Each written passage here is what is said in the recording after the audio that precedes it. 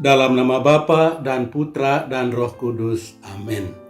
Bapak, Ibu, Saudara-saudari terkasih, salam jumpa kembali dalam Renungan Inspiratif Minggu Biasa ke-22 berdasarkan Injil Markus bab 7 ayat 1-8a, ayat 15-24. Inti kehidupan beragama. Bapak, Ibu, Saudara-saudari terkasih, mungkin masih segar dalam ingatan kita ketika beberapa tahun lalu seorang ibu bernama Ibu Meliana, seorang keturunan Tionghoa di Tanjung Balai, Sumatera Utara, dijatuhi hukuman penjara selama 1 tahun 6 bulan. Hanya karena dia mengeluh kepada tetangganya bahwa suara azan terlalu keras. Ibu itu sama sekali tidak menyangka bahwa keluhannya yang biasa-biasa itu dianggap sebagai penodaan terhadap agama dan menyebabkan amukan massa. Amukan massa itu juga merusakkan rumahnya sendiri, rumah-rumah penduduk Tionghoa, dan sebuah wihara tempat ibadat orang-orang Tionghoa. Kemudian dia sendiri akhirnya dijatuhi hukuman penjara selama 1 tahun 6 bulan. Orang seringkali tidak bisa membedakan mana yang inti dan mana yang tidak inti di dalam kehidupan beragama. Saudara-saudari terkasih, dalam Injil hari ini, Yesus mengecam orang-orang Farisi dan ahli-ahli Taurat yang tidak bisa membedakan mana yang inti dan tidak inti dalam kehidupan agama. Mereka mengira bahwa mencuci tangan sebelum makan adalah begitu penting dan merupakan inti dari kehidupan agama. Padahal inti kehidupan agama bukanlah pada mencuci tangan itu, melainkan pada kesucian hati atau ketulusan hati yang akan menjauhkan orang dari bermacam-macam dosa. Mencuci tangan sebelum makan memang merupakan persoalan higienis. Tetapi bagi orang-orang Yahudi, persoalan tersebut menjadi persoalan keagamaan. Yesus dan murid-muridnya tidak selalu mempedulikan soal itu. Seringkali mereka tidak mencuci tangan sebelum makan.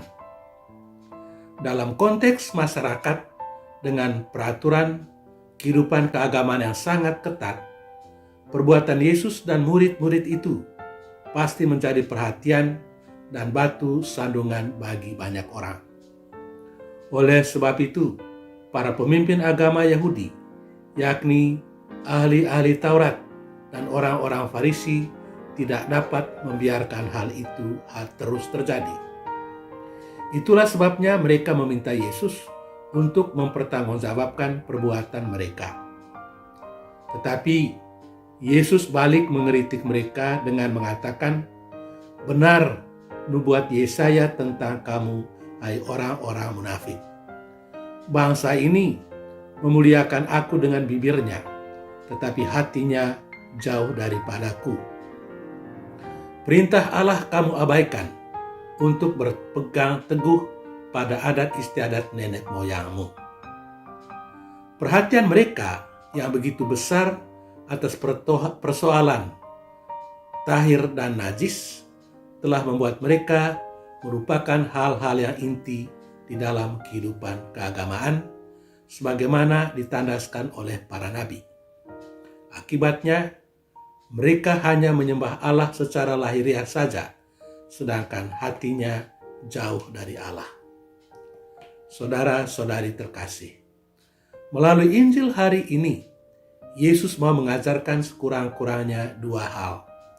Pertama, jangan terkecoh dengan hal-hal yang bersifat lahiriah.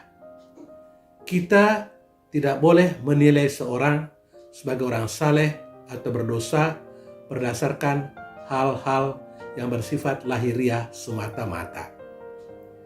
Yesus telah menunjukkan bahwa orang-orang yang memperhatikan kesalehan dalam tanda petik yang bersifat lahiriah belum tentu orang yang sejatinya saleh atau pendosa.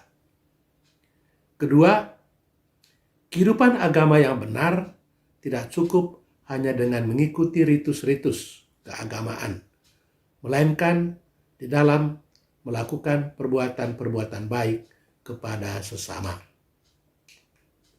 Pedomannya sederhana saja, yakni jangan lakukan kepada orang lain apa yang engkau tidak suka orang lain berbuat terhadapmu. Janganlah menghakimi agar kamu pun tidak dihakimi. Cintailah sesamamu seperti engkau mencintai dirimu sendiri. Layanilah satu sama lain dalam semangat kerendahan hati. Ampunilah orang lain agar kamu pun diampuni. Itu merupakan inti ajaran Kristus yang hendaknya kita perhatikan setiap hari di dalam kehidupan kita. Semoga Tuhan memberkati kita. Amin. Dalam nama Bapa dan Putra dan Roh Kudus. Amin.